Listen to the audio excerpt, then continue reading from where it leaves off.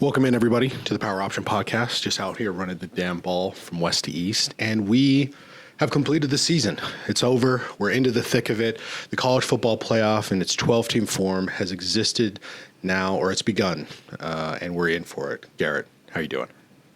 Hey, I'm good. I watched a little bit of the two bowl games that have already happened. We're not going to talk about bowl games because with the transfer portal and everything, they couldn't matter less than they ever have.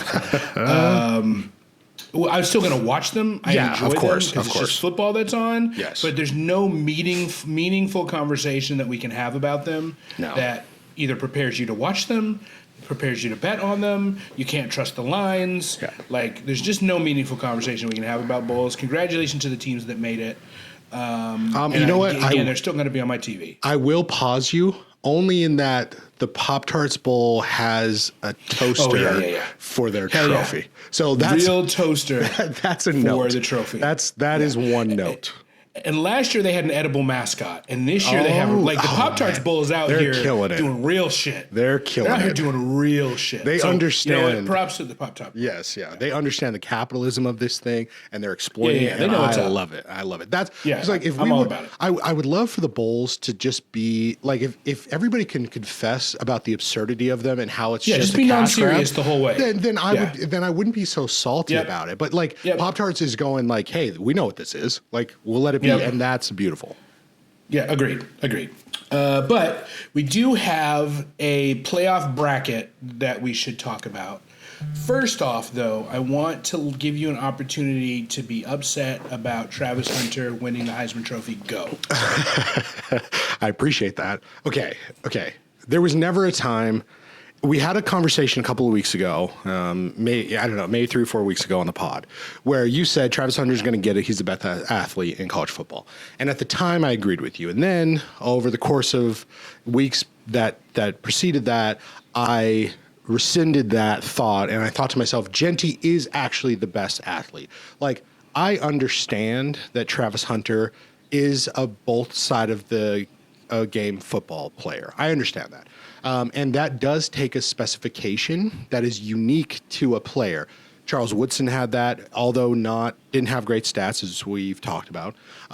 We have guys that were winning it based on punt returning, those kind of things. Those things are happening, and they've happened in college football where we've said there's such a dynamic situation that we cannot ignore this, right? I will use Ndamukong Suh, and even though he did not win it, he was so he was just so good. He was just so a freak good of nature. That we couldn't do it, right? So I don't want to downplay what Travis Hunter is as a total because it is unique. There's not many guys who do that, but there's also not many guys. There's also guys, both on the offensive side as wide receivers and the defensive side as cornerbacks, that live their lives in a much better way than Travis Hunter did. When he goes to the NFL, he's not going to do both things. You can't do it in the NFL. So that's kind of a moot point. But I understand what he is. I understand what Heisman voting is. I've talked about it a bunch, so I'm going to source it again. When Tim Tebow lost his second time being a Heisman Trophy winner, one of the Heisman Trophy winners, one of the old guys said, you have to be a winner to do it. And then it rescinded. So I'm using that argument not to say that Travis Hunter abides by that because he didn't, because Colorado didn't win. They're in their position that they're in. But only in that there is specific criteria outside of being the best player in the nation that allows you to get the Heisman. And that is what Travis Hunter is. So although I believe that Ashton Jeanty deserved it, I think it's ridiculous that Travis Hunter got it. I understand why it happened, and I've come to terms with it. And that is as much salt as that I will spread on the Hunter case for now. That's fine. That's fair. Look, if it was up to me, I would probably say Ashton Jeanty should have probably won the Heisman, probably. But somebody said this, and I agree with it. The Maxwell Award is for the best player in college football. The Heisman Trophy Award is for the best story in college football. And I think that's the way that this worked out. It doesn't always work out that way, but in this case, that's where it worked out. I think that I'm not saying that this voting is right or wrong, but I will say if you win the Fred Biletnikoff Award for the outstanding receiver, and you win the Chuck Bednarik Award for the defensive player of the year, you should win the Heisman every year you do that. Like, just the way it's going to work. If you ever win those 2 trophies in a season, you're going to win. If you ever win any of the offensive awards and the defensive player of the year award, you're going to win the Heisman Trophy. It's just kind of the way it's just got to work. That's true.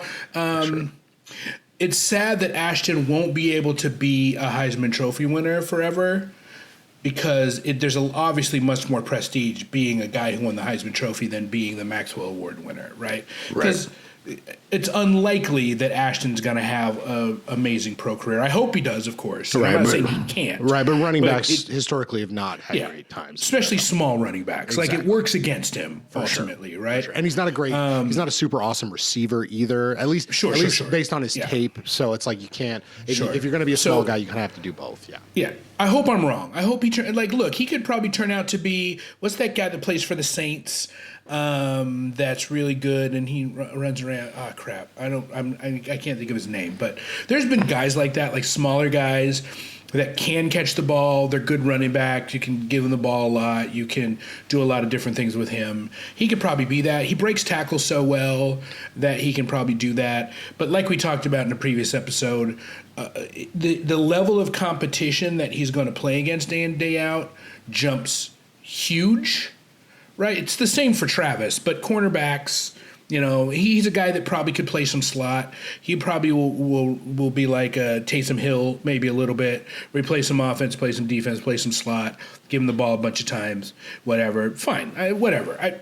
This is not a hill that I could die on. I respect what you're saying about it, and I think the fact that Boise is a team that got a bye and Colorado's not in the playoff should probably have more weight than it got. Right. But it's like a great running back season against a all-time unique player season. The all-time unique player season almost always wins, which is why the Michigan guy that you said, Desmond Howard, has won a Heisman Trophy.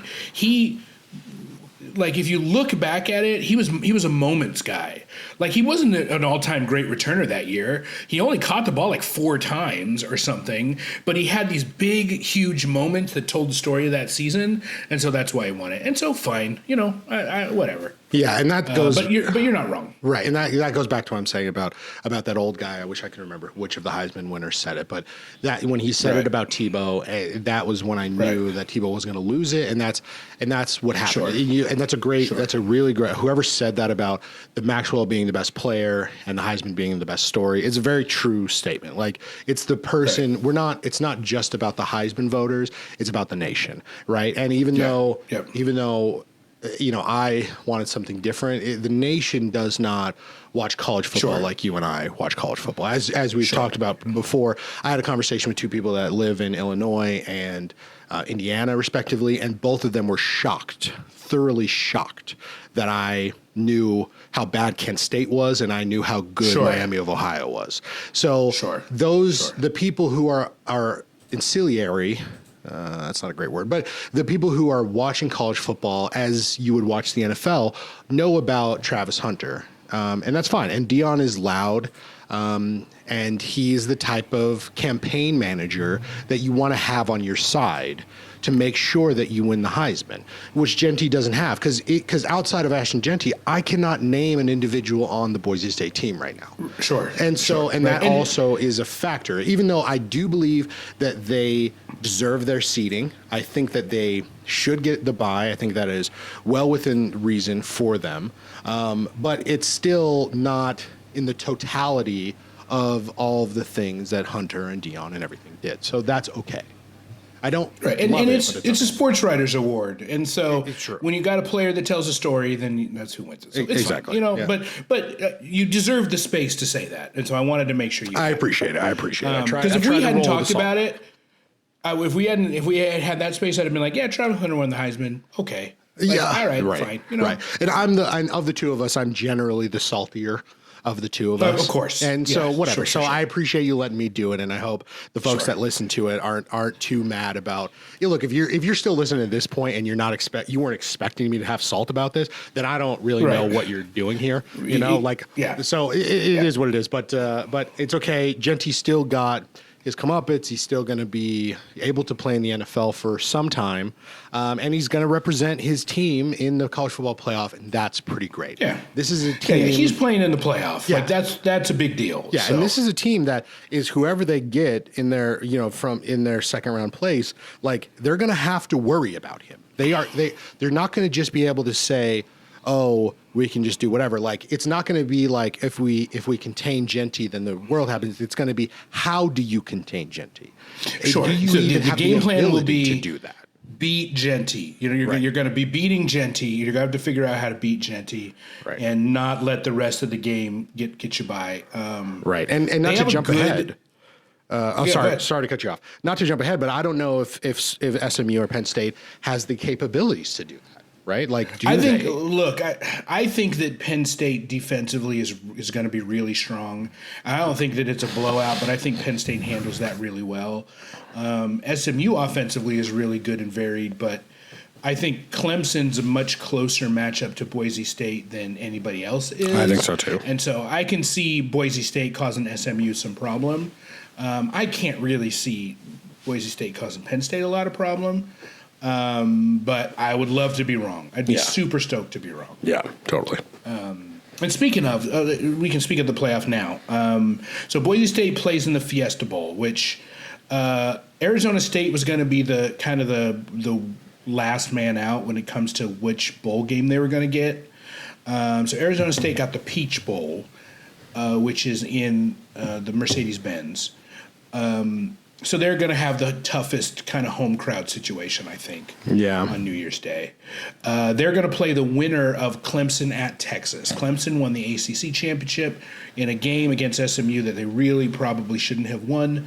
SMU got behind and they turned over the ball early, and if they'd have look, the one thing I will say about Clemson was it was never too big for Clemson, and maybe it was a little too big for SMU initially, Sure. which is fair. There's a Yeah. lot of expectations. There's a lot of weight that Clemson's very prepared for, and SMU wasn't, and so maybe Yeah. that was just the difference there. Yeah. But Clemson, travels to Texas. Texas is a 12-point favorite. I mean, here's the thing: Texas lost to a Georgia team in the SEC championship game with their backup quarterback in overtime. I don't love either of these teams. I don't think either of these teams can win the national championship. I don't think either of these teams are not that good. I think Arizona State can beat either of these teams, and I think that even though I don't believe in the fact that Oregon got screwed when it came to the brackets, Oh, it's when brutal. it came to the seeding, Absolutely brutal. I think that Arizona State certainly got something that they can handle for sure. Yeah. So to speak about Arizona State, which as an Arizonian now, I'm gaining more and more love for them all the time. I love everything Sure. that Dillingham has done this year. Sure. Scatterbo is obviously, if Ashton Genty doesn't agree, it doesn't exist, then Scatterbo is probably not winning the Oh, yeah. Heisman in a similar space, but He probably gets Heisman votes. yeah, but he might be able to get to the ceremony and do the things. He's Sure. absolutely electric. He's so fun to watch. If you don't go low enough on him, he's gonna make you pay for that. It's been fun. Yep. Again, Dillingham and everything that's going on. People thought, why are we hiring this guy? But he's a hometown boy, and it's good. And to the point about the bowl situation, obviously they would love to have the Fiesta Bowl. That's in their backyard. It's a quick Sure. drive from Tempe over to Glendale to be able to play Sure. that bowl. But I don't, even though I'm busted up about it, the thing about Arizona fans, and I've talked some shit on them before, is that they're not great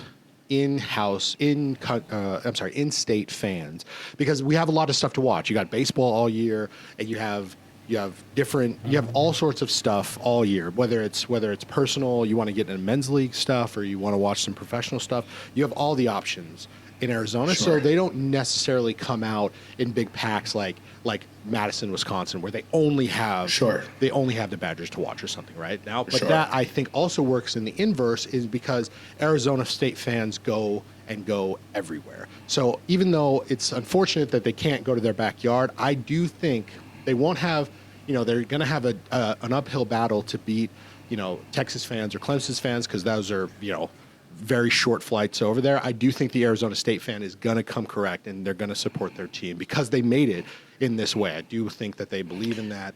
They want to see that. To your point, Well, I hope that's true, but before you go on, it doesn't look true so far because right now I can get tickets for the Peach Bowl, decent tickets for like $112. All right, I well- thought about like maybe getting tickets and going, but here's the thing: I say that out loud. All of the bowls, none of them, the tickets are crazy. Yeah. like I can get tickets to the Sugar Bowl right now, pretty decent. I know, Pretty decent. I know. cost. I think the Rose Bowl is the only one that the ticket is tough. yeah, which and then as it should be, But and this is all Right, making me think right. that I need to be going to the Fiesta Bowl, which I have not thought about until this moment. But I might have Right. to figure that out. I might have to figure my that out. boss at work was like, he's like, I bought tickets to the Peach Bowl just in case Texas makes it, and he's like, you don't, I'll sell it. I'm like, shoot, that's a good idea. Yeah, right. Though I don't even care. I'll get to see Genty live, Yep. like Fiesta Bowl. I might go Yep. do that. Anyways, so Yep. I think that the Texas offense is weird. I think Sark is a good coach. He's a good offensive mind. He learned under if not the greatest coach of all time, definitely the second best, but probably the best of all time. And he has put Texas on a map that they have not seen. I would even debate that Sark with Vince Young does better than the 2005 Texas team, 2006 Texas team. I think equipped with that sort of offensive prowess, he can do better than Mark. Who am I thinking of? Who's the North Carolina coach that just quit? The old man, Mac Brown. Mac Brown. There he is. Right. I think Sark is better than Mac Brown, and I think he's made an offense that has been weird. Quinn Ewers got a lot of hype, similar to Carson Beck, that was undeserved. I don't, like people talking about him at the beginning of the year about being a Heisman. I don't know. I don't know if we said this at the beginning, but I guarantee that I felt at that time that like, why would you want Quinn Ewers to be the Heisman? Like that just is not.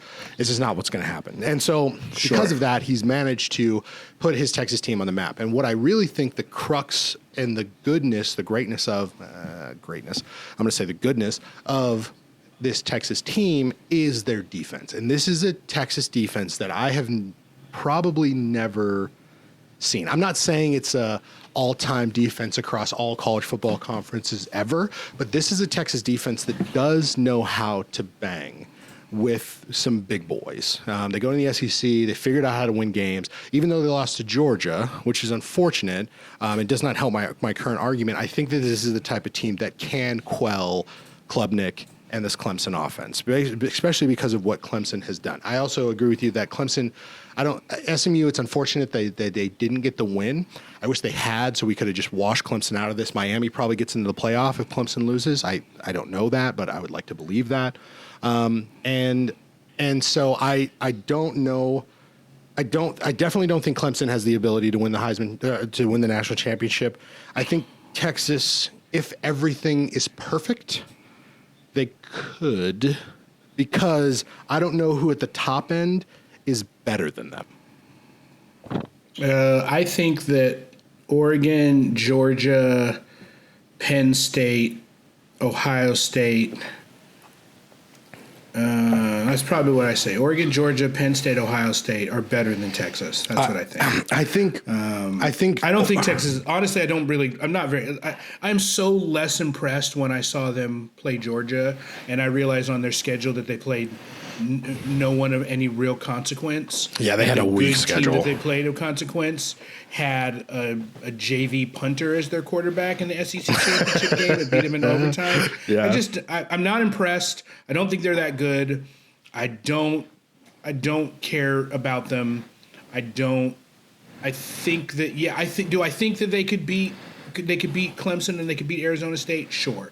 I absolutely don't think they beat whoever comes out of the Tennessee, Ohio State, Georgia threesome. Whatever the team out of there that comes out of there is better than them, I think, almost clearly. And I think even if they were to win that game, whoever comes out of the other side is better than them. I'm not worried about Texas. I don't think they win the national championship. Quite honestly, I wouldn't be surprised if they lost to Clemson, to be very honest. Hey, look, and I don't really have the only argument that I have for them, and they're not going to win. Let me pause real quick. They're not going to win the national championship. That I 100% agree with you. But Oregon has had enough wishy-washiness games that they could lose to Texas. Like the fact that they were so close to Ohio State, I think Ohio State is not good. I think Ohio State and Tennessee are they're not worse than SMU, but like I don't think that Ohio State and Tennessee are good. I don't think that they're good. Here's the problem. I would rather was have thinking them about in this other today. places. I was thinking about this today. I started to feel that way, and then I realized, wait, nobody is good. Like, even after I did all this, I'm like, I'm like, you know what? No one is good because Georgia's not good. No, they're the number 2. They're not good. No, they're not good. Here's the thing: they're probably the best or second best defense in the country. Whatever. That's why they made it there, right? But their offense is bad. It's very bad. Like, it's bad. It's upsettingly bad. Right? Like, Oregon has had problems, but look, the last probably four or 5 weeks of Oregon, they're the best team in the country. Period. Like, I agree. I do generally agree with that. Stand against what they put up in the last 4-ish weeks of the season. They're the best team in the country. Tennessee, offensive problems. Ohio State, offensive line problems. But again, both of those teams really good defenses. Penn State, pedestrian offense, really good defense. SMU, a good mix of offense and defense, but this is big lights, and they were put in a situation where the big lights were a little too bright for them. Right? Yeah. Can they get into the fourth quarter? Notre Dame blowing the shit out of people, but playing nobody. Right. Are they good, or are they just playing nobody? Right. We don't know. Indiana, another kind of the lights are maybe a little too bright situation. Boise State, great running game, a passing game that looks like me on All-American in NCAA. It's not good. Right. Right. It's non-existent. And probably body to body wise, they're the least talented physically of all of the teams. Right. Can they overcome it? Absolutely. But that's the truth. Right. Arizona State, the kind of team that lost to Cincinnati and whoever the hell else they lost to, they can show that they got problems. Now, are they gelled? Are they better? Yeah, good. They could go on a run for sure, but they obviously have problems. They've shown problems. So, look, everybody is a little flawed, right? So any one of these teams could come out and win the national championship. I'd have a hard time thinking anybody but Georgia's going to win right now, to be honest. Like, yeah, Oregon is going to win right now. Like, yeah, do I think that Oregon can lose? Have they showed they can lose? Yes. But do I feel super confident about any other team to win it all? Absolutely not. Absolutely not. Yeah. Okay. So I'm happy you bring it up this way, because even though I think Oregon is the most equipped. And sure. And they're most equipped from an offensive standpoint. This is an Oregon defense that is incredibly improved. 1,000%. Last year they were a JV team. This year they actually can play college football. They're it's good. Lanning, and not only that, but then they have Lanning. And this is the segue that I want to do it, because maybe what we're dealing with is not a conversation about teams. I mean, obviously there is players on these teams, but every one of these quarterbacks, whether Tennessee, Nico, right? Nico? Nico. Right. Then you got Gilbert at Oregon. You got Ohio State with, I can't remember his name. Jeez. I know, of course. Will Howard. Yeah, there we go. Will right. Howard. We have these prospects, right? Sure. We don't have Cam They've been Moore, good at places. They're not amazing, but they've been good at lots of places. They've been figuring it out, right? Indiana and Rourke, right? Rourke. He's not the entirety of their team. He's good. So we have these sort of prospects, these NFL prospects that will go on to have careers, but have not been nobody this year. Like, I don't look at any of those guys. Any of the guys playing quarterback in this playoff, I don't look at any of them that I looked at Bo Nix last year. And I definitely don't look at them, and this is going to be a stretch for these guys, but not for the person I'm about to think. Like, I don't look at any of them like I looked at Joe Burrow at any point, right? None of these guys are at this are at the S tier level. These are A tier quarterbacks that are very good at what they're doing, but they've shown that they've been flawed. Go ahead. The thing is, to your point, there are 3 of these teams that I can trust to score 40-plus points. It's Indiana, it's SMU, and Oregon. Of those 3 teams, the one with a defense is Oregon. Yes. Right? Agreed. And so that's the only real divider for me. Right. And I'm happy that you brought that up. And I said this before too, but it's like, what I think maybe what we're talking about is coaches. And that might be the real dynamic of this playoff, is because the thing about Georgia is I think Carson Beck is a pretender.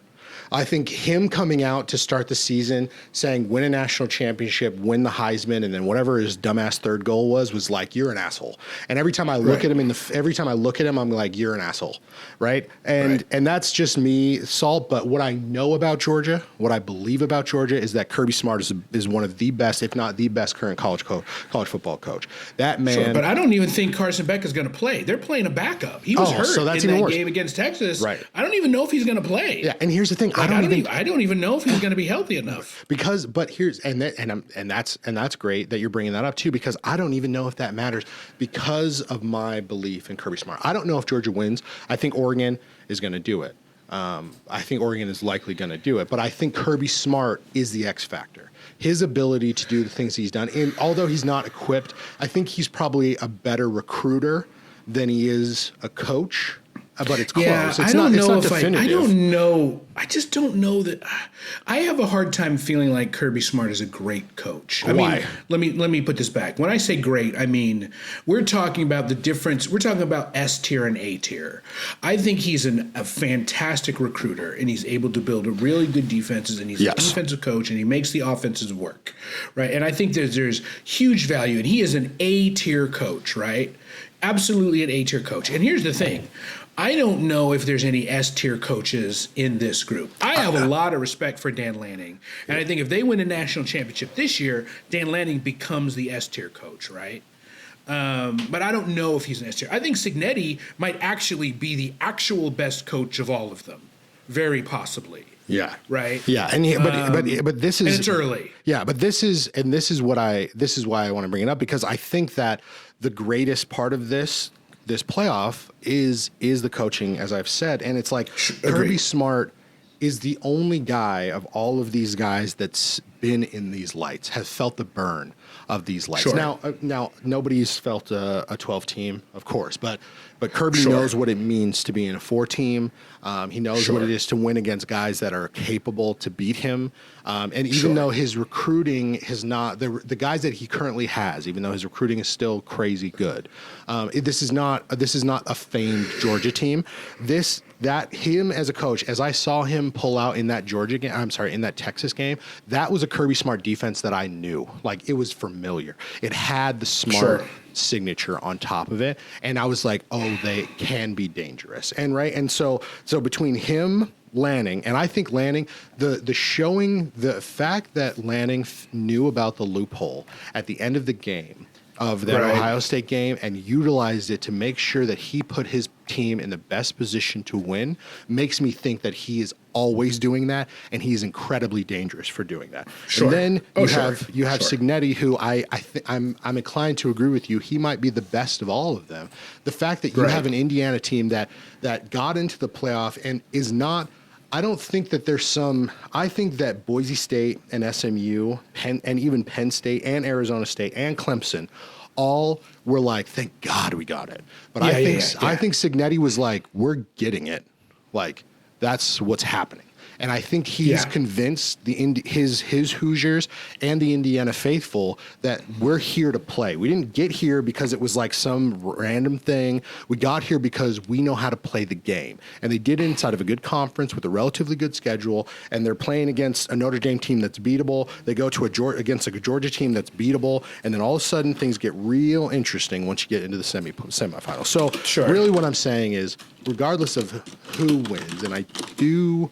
At this point in time, I'm going to hitch my horse to Oregon and Lanning. But what I think it's hard not to, man. Yeah, it really is. But what I think what we're dealing with more than anything is coaches against coaches versus in the old days where you just had some freak out there doing the things, you know? And I think that that's going to be the flaw of Boise State.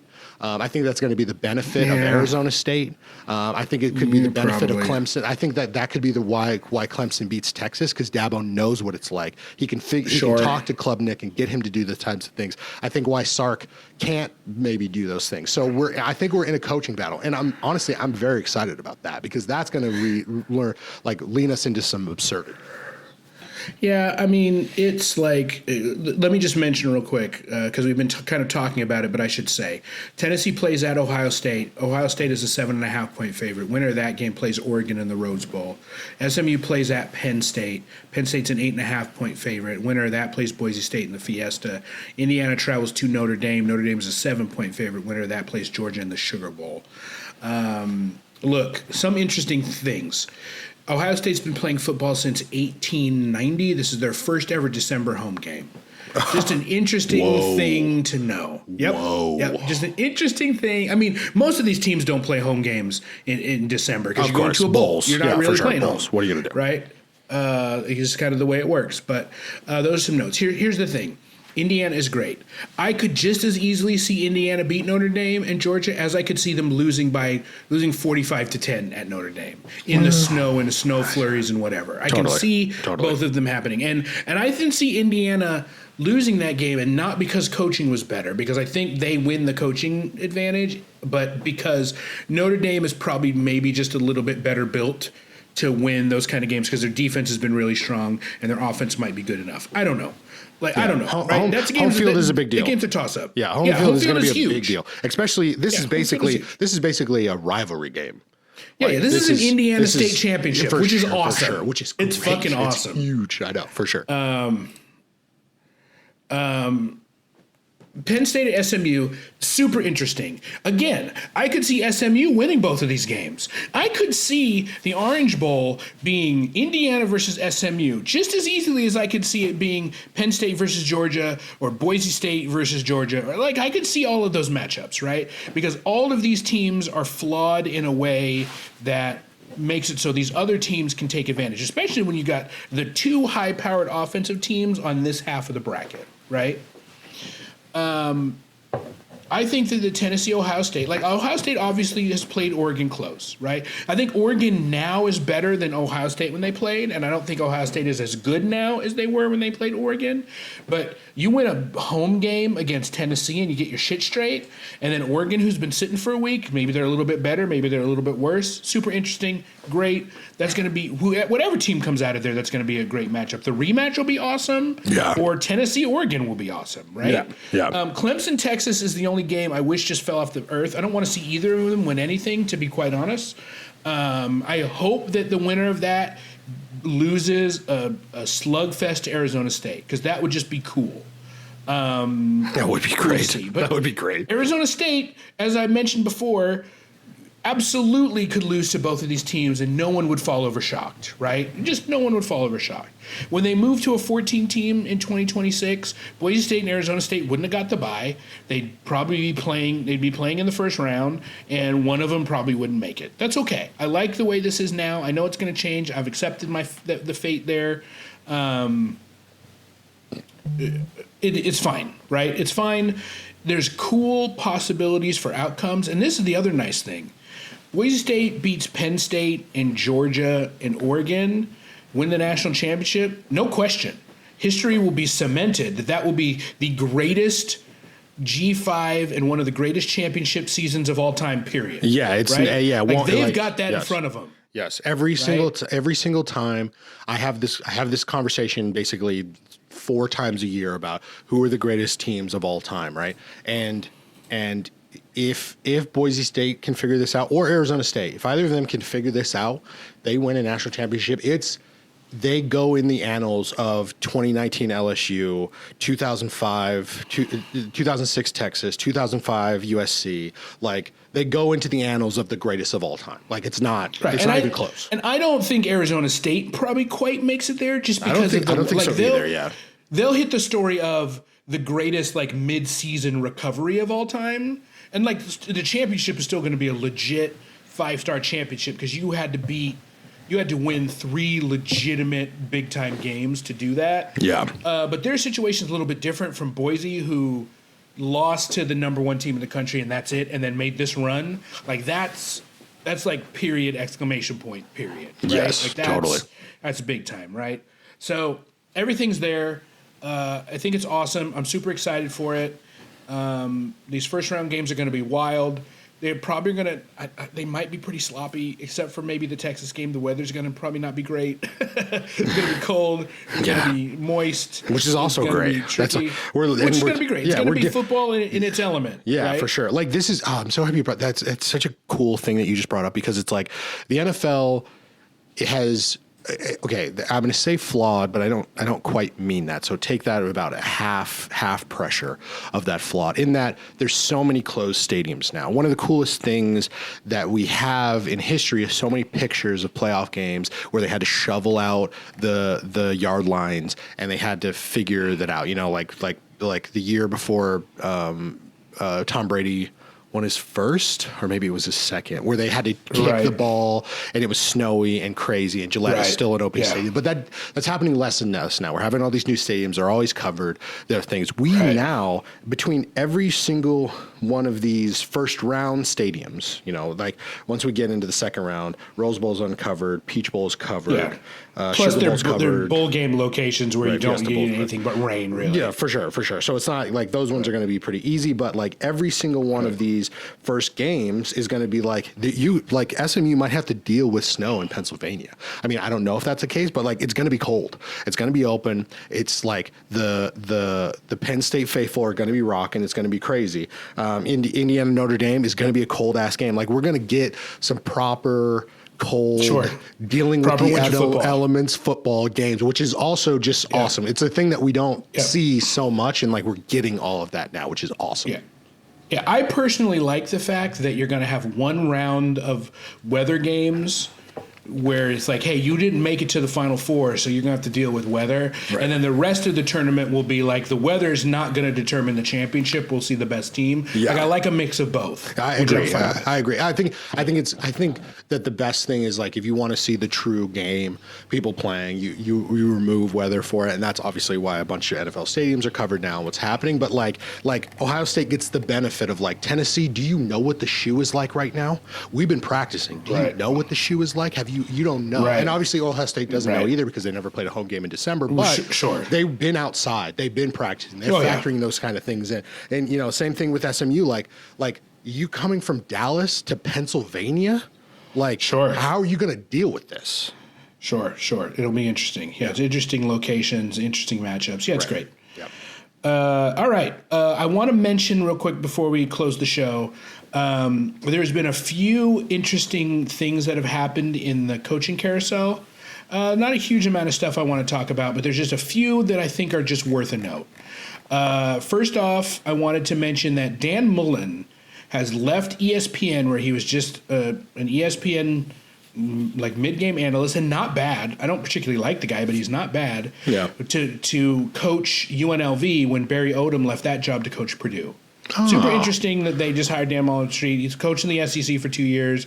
Probably a really good pickup for a UNLV team. A UNLV team that's looked gather.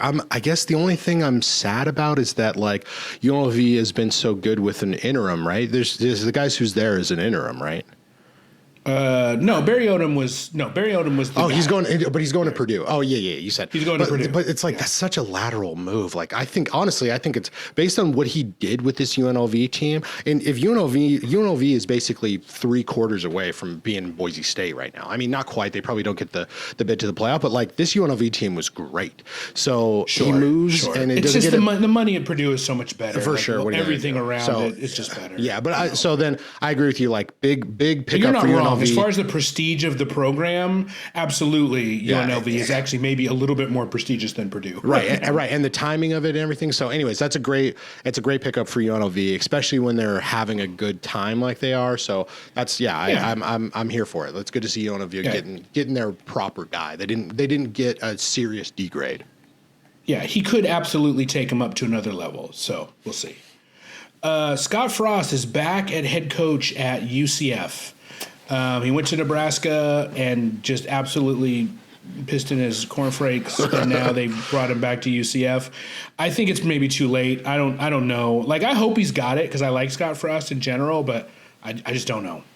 Yeah, I don't. I hope that this doesn't hurt UCF because I just like them being around and being Yeah, good but when Gus they can Malzahn, be. who was there before, Gus is not amazing. Gus is No, fine, whatever. but it's like you get a wash Gus Malzahn for a wash Scott Frost. Well, What's- that's fair. yeah. So fair. whatever they're. I mean, hopefully he feels good about it. They wanted maybe a return to normality for them. Exactly. I'm saying that in finger quotes, but so maybe this Sure. is good. I would be sad.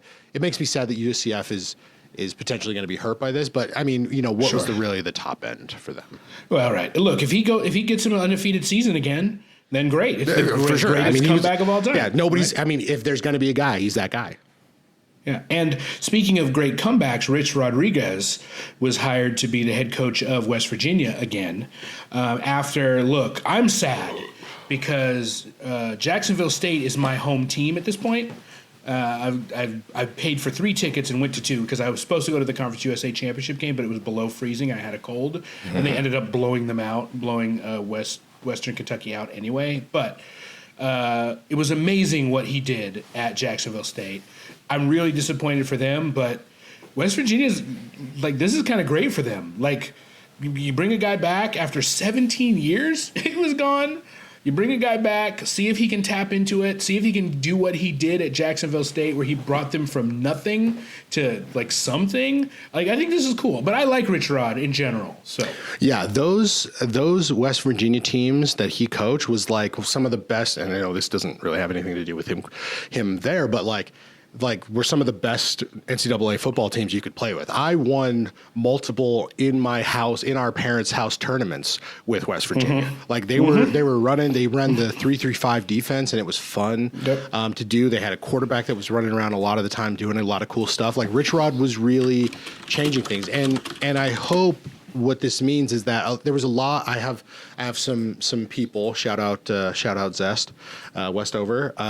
He really believed that West Virginia was going to be good this year, and I thought so too. Sure. I was a little sad at the nature of them, but hopefully that them getting Rich Rod back, getting back to again some normalcy, maybe this will lead them to back into. They were never great, but they were always dangerous. And there's a couple years in the Rich Rod years that they were really good. Yeah, for sure. And this is now a Big 12 that's not. There's no definitive team in the Big 12. Sure. That's not absolutely. You can take the reins of the Big 12 for sure. For sure. And who knows what happens with Dion? You hope. I think Sataki never loses his job at BYU. He's there at BYU for as long as he wants to be there. He might be dangerous. We got Whittingham for another year, but who knows what Utah's going to look like? There's obviously the mullet at Okie State is still around. He's always dangerous. And so but it's not as if anybody, even K-State, it's not as if anybody can go and win there. So you throw Rich Rod into the mix, and all of a sudden he's winning Big 12 championships. I wouldn't be shocked by it. Yeah, sure. Yeah, exactly. And then finally, the biggest hire in college football in my lifetime, 6-time Super Bowl champion Bill Belichick replaces piece of garbage Mac Brown to become the head coach at North Carolina. Here's the thing. I was trying to decide how I felt about it, and there was a part of me that was like, okay, this is just interesting. I'm going to let it be interesting. And then I saw the NFL heads that were like, well, it's over. Bill Belichick is going to win 85 national champions because they ejaculate when they think about the NFL. So there's a part of me that wants me to fail because of that, but I'm really just interested in this experiment. You bring a pro guy in, and the game is turning a little bit more air quotes pro, it would be really wild to see if he really can do something there. I don't think he can. I think that there's just barriers at a program like that I don't think just having a really good NFL coach fixes. And actually, a really good NFL coach, they don't go to college for a specific reason. So I don't know if this will work, but it's interesting to think about. Yeah, I think what he has to everybody knows him. I mean, I think that Tom Brady is likely the best quarterback of all time, but I don't know. But what I do know is that Bill Belichick is the greatest coach in the NFL of all time. I believe that. the type of ways, the type of teams that he won Super Bowls with, the type of guys that he let go, and the type of guys that he got to make it so that his teams were the best NFL teams. And the type of ways that, you know, even just hearing the interviews about how he busted Tom, how he got all that he could, like Tom Brady is great, but like, I think without Bill Belichick, Tom Brady is lesser than Aaron Rodgers. Like, he's not as talented as some of those guys. He's probably hard even to argue lesser, against that. Yeah, he's probably even lesser than Drew Brees. Maybe it's close, right? Sure. But Bill Belichick is that. So now you said it. It's like we're dealing with an NCAA, we're dealing with a college football scenario, which is pro-like. You need a general manager. And again, if you're going to talk about greatest of all time, we can say Bill is the best coach, and he's probably one of the best GMs of all time because he had free reign. There wasn't nobody. It was just him and Kraft. That was it. He didn't have an in between. He got to decide. He got to say what's going on. He got to do all of that kind of stuff. So he walks into Chapel Hill in a huge way. But to your other point, I don't know if I'm a kid, right? If I'm a 4-star recruit right now, do I want and this is the time where I can transfer and do whatever. Do I want to wear the Argyle? I even if I have Bill at the helm, knowing that he's going to make changes that are not maybe going to be for me, I don't know. I don't know those questions. I don't even know if a young kid cares about that. But he's not. It's not. I mean, just so as many young simple. kids care about that as will be excited that they'll be able to work with an NFL coach that'll get them the most ready for the NFL. You know what I mean? Yeah. So, and I hope if what you're saying is true, then UNC is about to win championships, plural. But he's still he when he was at the Patriots, he didn't have to worry about the helmet so much. It was just like making sure that the concoction of players was correct and stirred right, and then that worked. But now he runs into a system that, even though it's a transfer world, it's an NIL world, he's not going to have Texas money. He's not going to have Bama money. You know, he's not going to, just because he's there doesn't mean the boosters of Chapel Hill are just going to run at him. All those kind of things. Right. So can he do it? But what I actually hope is that he exposes and puts together the greatest NIL transfer professional team that's ever been existed, and he just runs the gambit on people for years. That's what I want to happen. I don't even like him that much, but I want all the people that were like, oh, the NIL's stupid, oh, we want traditionalism, oh, whatever. I want him to get kids paid. I want him to get kids to come around, and then I want him to win with those kids. That's what I want. So all these naysayers who were like, oh, poo-pooing all this stuff, like that kids can get paid, they can win championships, they can go to the NFL, and they can be under a coach that knows how to deal with that. That's what I want. Yeah, now that you've said all that, I've decided I'm against it. I think that the worst thing that can happen is he shows up, he takes this $20 million NIL, he spends money for a championship, because everyone, that will make it so that all of the complaints will be like, oh, well, the only reason so-and-so team wins is NIL. That's going to make the NIL whiners the worst ever. It's going to be the worst. I want him to spend all that money. This is what I really want. I think the ideal situation is they spend all that money and North Carolina is good and competitive, but they don't win it all. Like, they're just good. They're a better team. The program is better. The NIL money matters, but it doesn't win a title. That's really what I probably want. That all being said, I think what's really going to happen is the moment they start doing well, the NFL calls, and they've structured that contract to where he only got like $1 million buyout to leave. So he's going to go to the NFL as soon as he can, like the moment he can go. So I think, unfortunately, this is all going to be moot. He may not make it. He already named his heir, right? He already named, like, his son gets one of the reins. rules was his son had to be his son had to be it. But he's also got his NFL staff is what he's hired. Like, it's no matter what, it's interesting. And so I'll take the interesting. I like the fact that it's interesting. Yeah, but here, and I'll just debate your NIL thing. with him there over the next, let's assume that he's there for 5 years, which I agree with you. I don't think he's going to be there for that long. He's 73 years old, first of all. And so like that's 5 years is insane amount of time for that man. And he also doesn't, I think he wants to be an NFL coach if he wants to be anything. He already named his Absolutely, he does. He's not staying around, but let's just assume that he is there for 5 years. At any point during those 5 years, do you think he will have more money in his coffers than Texas, Georgia, Ohio State, Oregon, or Alabama? I haven't seen the numbers, but they went out of their way to say that North Carolina upped their NIL budget to $20 million. So I don't know if I'm going to say he's going to have more, but I think he absolutely is going to be at a competitive level above the other 3% of NCAA. Maybe it's not the top 1%, but it's going to be much better than the remaining 94%. Well, and so then I'm happy you're saying that, because that makes me go even harder into my point that it won't just be about the money, because he'll run the program like the NFL, like he's known, like his life has been lived, but he's going to do this on a budget also like he's done. Before. He doesn't have Bo Nix before he left had a $50 million. He was running out of there with $50 million or something crazy.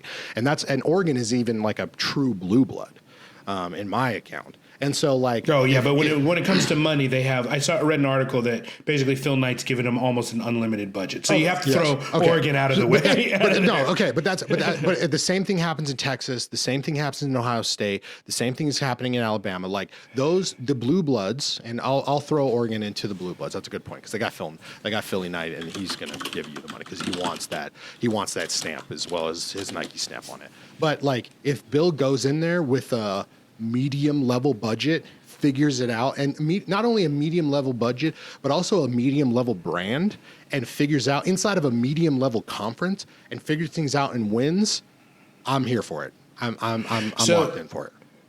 There's this website called NILNCAA.com. I don't know if the numbers are accurate. I just saw it. If these numbers are accurate, North Carolina will be the third highest amount of NIL money behind Texas and Ohio State. It'll be Texas, Ohio State, and then everybody else. I mean, you think he's just Ohio State, North Carolina, and then everybody else. Maybe he's just maybe he's campaigning and he's just getting guys. Do you think that's why? Well, I think they just decided, as part of hiring Bill Belichick, they just decided to give him $20 million. They just decided, if we're going to do this, we're just going to do it. Good. Do it all the way, right? I'm here for it. Look, I think it's fine. Like I'm not knocking it. I'm just saying that I would be much more interested if they were in the 30th range. And he won, because then it's, holy shit, having a really good coach from the NFL matters a whole lot. Yeah. Instead of, if you gave these 7 coaches $20 million, could they do the same thing, right? Like, what was Indiana look like if they got almost another double their budget? I don't think you need a coach from the NFL for that. You know what I mean? I don't think you need a coach from the NFL to make, South Carolina be a little bit more competitive. If you just double their amount of money and all of a sudden they bring in 2 quarterbacks, ta-da! So, but it's fine. It's maybe interesting, and I think that's what matters. Yeah, and maybe you're right. And yeah, it's very interesting and just cool. The fact that and also again, he's 73. Like he doesn't, and he probably wants to be in the NFL, and he already named his heir. Like. We're arguing about something that probably doesn't even matter. It doesn't really matter. They're probably perfectly good. But if it does matter, it'll be cool. Yeah, it will be cool. It will be very interesting. Yeah. All right. We got to get you out of here. So let's close it out. Super excited for the playoff. Super excited to watch random bowl games. Super excited for just the end of the year and the 12-team playoffs. So, everybody enjoy the playoff games, and we'll get back with you guys sometime around before the national champion happens. That's for sure. Yeah. And I'll just take a quick note. They're currently Fiesta Bowl tickets are only $200, which is not great, but it would still be kind of cool. Not so heinous. So I might do that. Anyways, but thanks for listening, folks. Thanks for listening to All My Salt as usual, week over week. I appreciate you guys. Hope everybody had has a good time away, good Thanksgiving, good Christmas, all that kind of stuff. Hopefully, Merry Christmas. If not, Merry Christmas, Happy Holidays, all this stuff. Yeah. All right, bye.